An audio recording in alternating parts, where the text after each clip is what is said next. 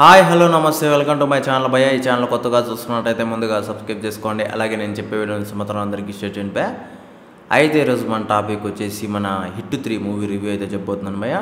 నిజానికి సినిమా అయితే నాకైతే చాలా డిఫరెంట్గా అనిపించింది. అలాగే ఇందులో ఉన్న ట్విస్ట్లు అయితే నాకు మెంటల్ ఎక్కిందని చెప్పచ్చు. కాకపోతే నాకు నాని గారిని చూస్తే మాత్రం సేమ్ లుక్కే అనిపించింది భయ్య. నేను ఇంతకుముందు కూడా ఒక వీడియో చేశాను.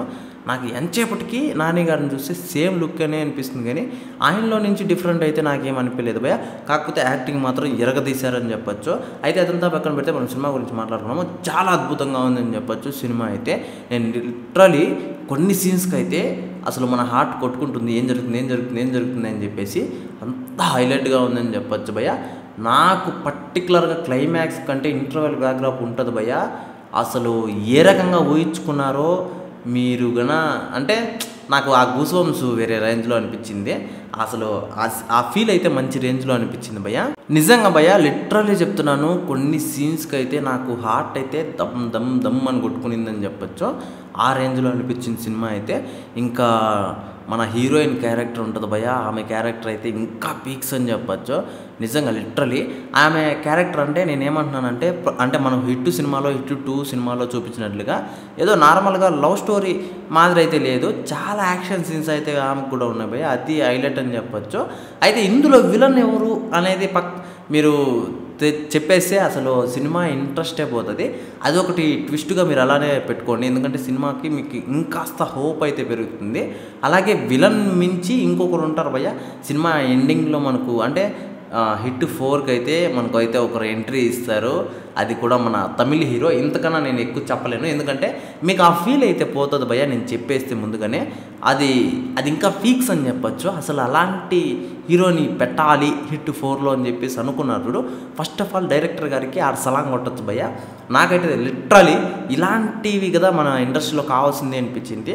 అలాగే మొత్తం మలయాళం సినిమాలు ఎన్ని సినిమాలు అయితే ఇప్పటివరకు వచ్చి అంటే స్టోరీ అద్భుతంగా ఉంది, ట్విస్ట్లు అద్భుతంగా ఉన్నాయి, మనోళ్ళు ఎందుకు ఇలా తీయలేకపోతున్నారు అని చెప్పేసి కొన్ని మాటలు అయితే విన్నారు కదా. ఎగ్జాంపుల్గా ఈ సినిమాని చూపించి 100 సినిమాలతో పోటీ పెట్టచ్చు. ఆ రేంజ్లో అనిపించింది హిట్ సినిమా. నాకైతే నిజంగా నేను ఏదో కామెడీకి చెప్పట్లేదు భయ్య, నిజంగా లిటరల్లీ చెప్తున్నాను, చాలా బాగుందని చెప్పచ్చు. 100 మలయాళం సినిమాలకి పోటీ పెట్టినా ఇది గెలుస్తుంది అన్న టైప్లో అనిపించింది. ఎందుకంటే ఆ రేంజ్లో ఆడియన్స్ పల్స్ని అసలు ముందుగా ఎవడు ఊహించలేడు ఆ స్టోరీని. ఆ రేంజ్లో చూపించారు భయ్య. నాకు చెప్తుంటేనే ఒక ఎగ్జైట్మెంట్గా ఉంది నిజంగా. ఇంకోటి వచ్చేసి ఈ సినిమాకి పర్టికులర్గా నాకు బ్యాక్గ్రౌండ్ మ్యూజిక్ అయితే దుమ్ము దులిపారని చెప్పచ్చు భయ్య. అసలు ఏ పాయింట్లో కూడా మిస్ చేయలేదని చెప్పచ్చు.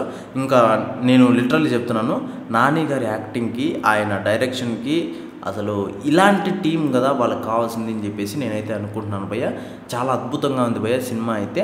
ఈ ట్విస్ట్లు ఏవైతే ఉన్నాయో సినిమాలో మెయిన్ స్లాటే అది కన్నా మనం చెప్పేస్తే ఇంకా ఉండే ఐ టెన్షన్ కూడా పోతుంది. కొంతమంది చెప్తుంటారు సినిమా బాగాలేదు అని చెప్పేసి, వాళ్ళ మాటలనైతే మీరు సినిమా వెళ్ళకుండా అయితే ఉండకండి. అయితే నాకు కూడా అనిపించింది నాని గారు యాక్టింగ్ చూసి, అంటే రొటీన్గా అనిపించింది. నాని గారు లుక్ మాత్రం ప్రతి సినిమా నుంచి మనకి నాని గారు అలానే కనిపిస్తున్నారు. ఎంత సైకో క్యారెక్టర్ చేసినా అలానే కనిపిస్తున్నారు, ఎంత దసరా క్యారెక్టర్ చేసినా అలానే కనిపిస్తున్నారు, ఎంత లవ్ స్టోరీ చేసినా అలానే కనిపిస్తున్నారు భయ్య.